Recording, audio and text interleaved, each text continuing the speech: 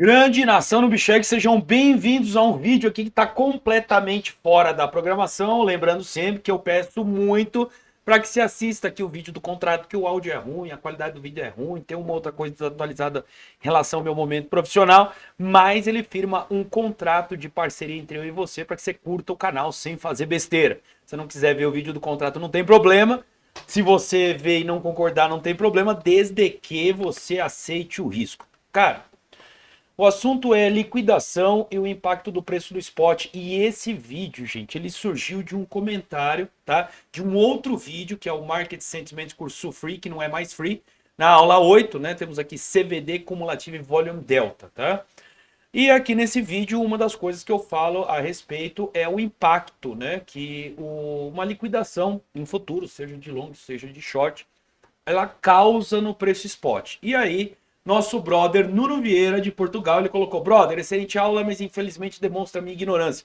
Nuno, isso não é ignorância, tá todo mundo num processo de aprendizado, inclusive eu, tá certo? Apesar que o pessoal dá um peso muito errado para a palavra ignorância. Eu também sou muito ignorante em vários pontos, né? Ignorância é falta de conhecimento. Não percebo porque a liquidação no stablecoin margin afeta implicitamente o mercado spot. Vai aí. Uma liquidação em futuros afeta diretamente o mercado spot, nem é implicitamente, tá certo? Entendo o conceito de como entendo o conceito como definição de que liquidação de short é uma compra a mercado, mas não interpretava que se refletiria na compra do ativo no spot, afetando assim o CVD spot. Para mim, uma liquidação significativa que a corretora, uma liquidação significava que a corretora assume simplesmente o controle dos stablecoins que abri na minha posição de derivativos. Espero que perceba a minha dúvida. Mais uma vez, obrigado. O assunto liquidação, gente, é só um briefing rápido aí. O curso de sentimento de mercado ele foi um curso free e eu contava aí com a colaboração da maioria da turma para compartilhar o canal, para seguir e tal. E a turma não fez isso, muita gente fez, mas a maioria esmagadora, a maioria não fez. Então ele passou a se tornar um curso exclusivamente para os membros, aula 1, 2 e 3, se não me engano, para todo mundo, as demais na área de membros. Eu discuto esse tema liquidação também num curso que realmente é free, que é o Trader Empresário, tá joia? Onde eu falo a respeito do efeito liquidação. Aí é um pouquinho mais voltado para os custos, né? Do insurance fee, auto deleveraging, por aí vai. Então é um outro vídeo que vale a pena você dar um bizu aí, tá? Mas agora vamos ao quadro negro, né? Que eu sempre me aproveito do TradingView aqui, porque eu sou preguiçoso, uso o TradingView mesmo, serve como um belo quadro negro para você que está chegando aqui. Não é sinal de burrice, não é sinal de objetividade, né? Não precisa de muito enfeite para passar o conhecimento que eu tenho. E eu já te falo uma coisa, cara que fala muito difícil e usa ferramentas muito mirabolosas, assim, miraculosas, é porque ele não sabe tanto assim o que ele tá falando. O cara que é simplão, meu, pega o quadro negro, pega um giz branco, desenrola e você aprende fácil, tá? Pessoal, vamos entender então o que acontece com uma liquidação. Então você tem uma determinada posição lá com valor X, tá? Vamos pegar como exemplo, você está longando o mercado. Você está longando o mercado, você tem um determinado nível de preço, que é o seu nível de liquidação, e de repente o preço ele faz isso, tá? O que acontece? Primeiro que você vai perder toda a sua margem, né? E eu torço para que você esteja em margem isolada e não em margem cross, tá? Mas operacionalmente, a liquidação de uma posição, fechar uma posição no momento da liquidação, você precisa de uma contraparte. Você obrigatoriamente você precisa de uma contraparte, tá? Você tem que lembrar que nunca haverão, nunca haverão, nunca haverá, acho que nunca haverá, né? Então, enfim, nunca vai ter, né? Mais compra do que venda, nunca, tá? Se você tem alguém querendo vender e essa venda aconteceu, é porque tem alguém querendo comprar. Deixa eu tirar um pouco o zoom aqui, porque esse negócio aqui tá feio. É porque tem alguém querendo comprar, tá? Isso aqui é uma marcação que eu fiz, eu vou usar daqui a pouco. Então, você nunca... Pensa o seguinte, gente, pensa numa loja de carro, o vendedor, ele quer vender carro. Esse cara consegue vender mais carros do que gente vindo até a loja dele, interessada, e comprar os carros que ele tá vendendo. Isso não existe. O cara que fala que tem mais venda do que compra não existe. Então, se você quer liquidar um long, você vai ter uma venda a mercado. Venda a mercado, você lembra que você tem lá o book de ordens, né? Você tem todas as ordens de venda e você tem todas as ordens de compra, tá certo?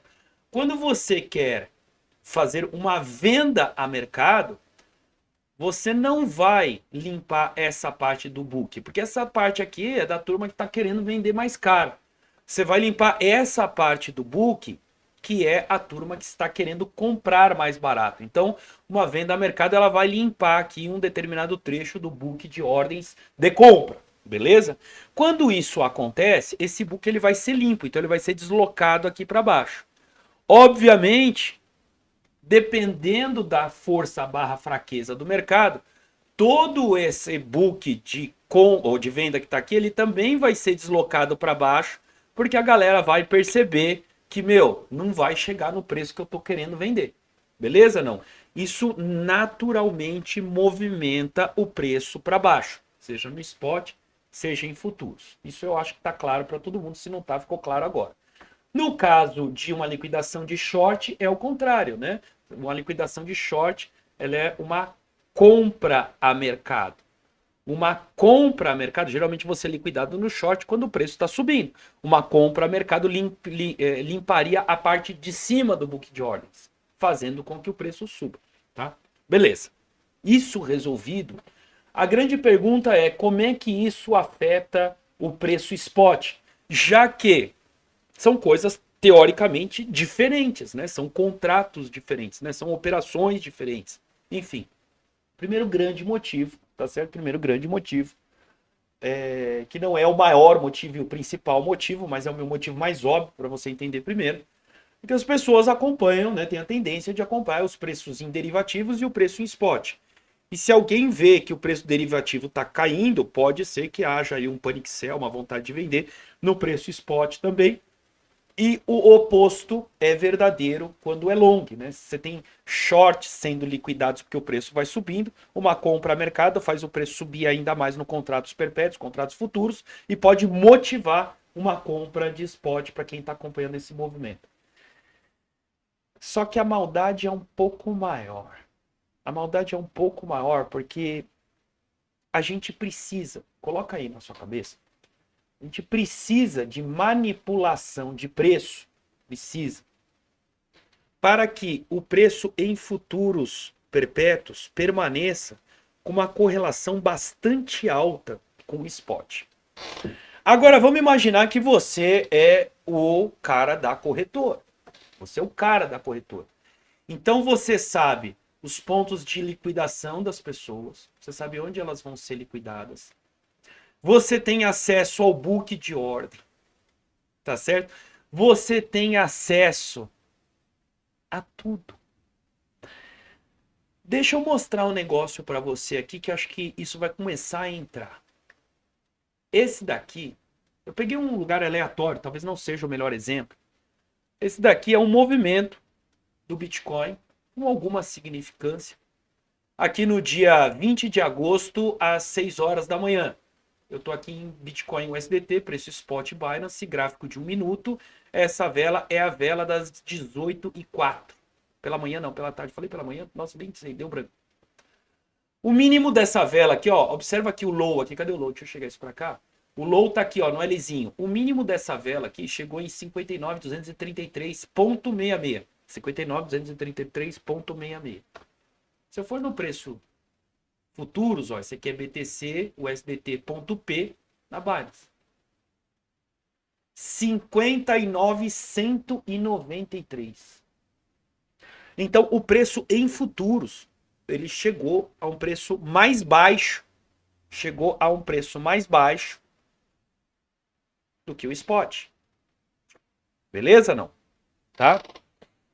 E se eu tivesse acesso a todas essas informações, e de repente decidisse por pegar bitcoins e fazer uma arbitragem. Augusto, pelo amor de Deus, como assim arbitragem? Uma microarbitragem. Eu levo bitcoins para contratos CoinM, shorto esses bitcoins.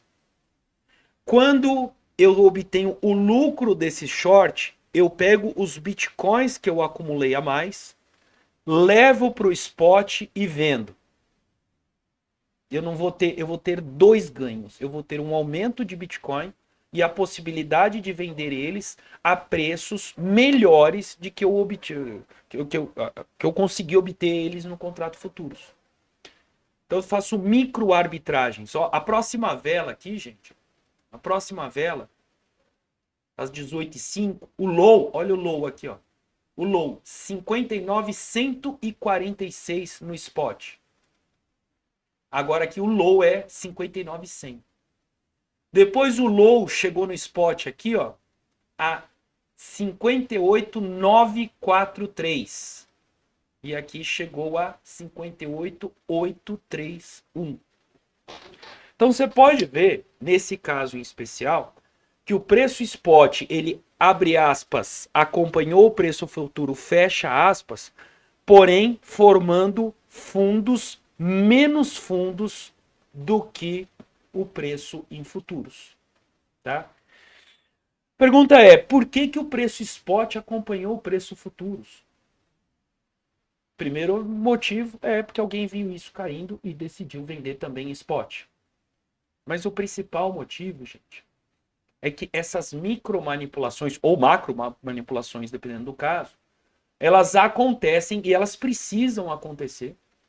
Caso contrário, você poderia ter discrepâncias absurdas no preço. Sacou não? Quando você consegue perceber que essas micro manipulações ela acontecem. Eu tenho um terceiro gráfico aqui, que é o seguinte.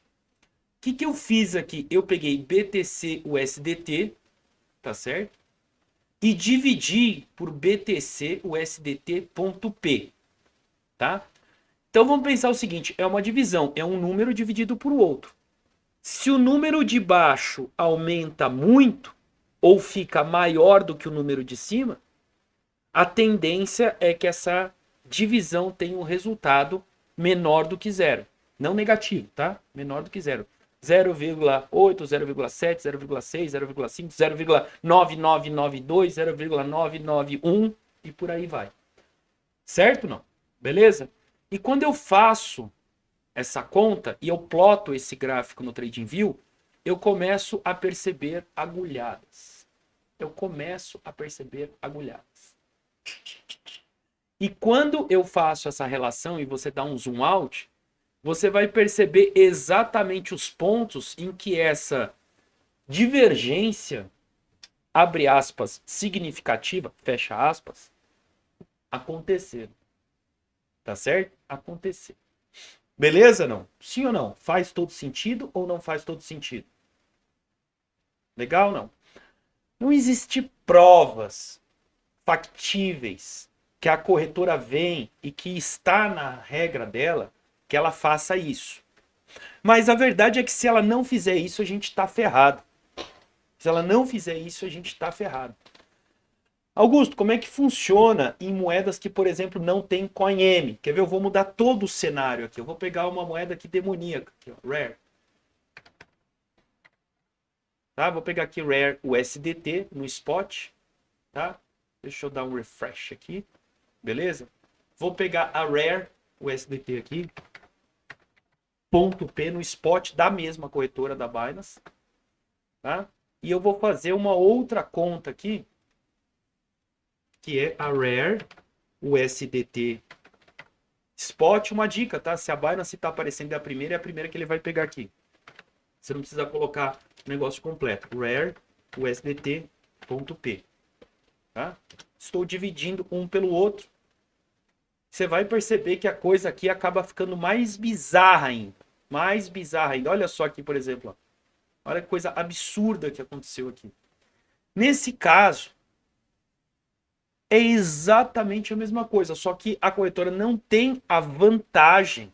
Não tem a vantagem de shortar, de fazer um micro short em CoinM para levantar um pouco mais de moedas para poder levar para futuros e comprar ou vender essas moedas.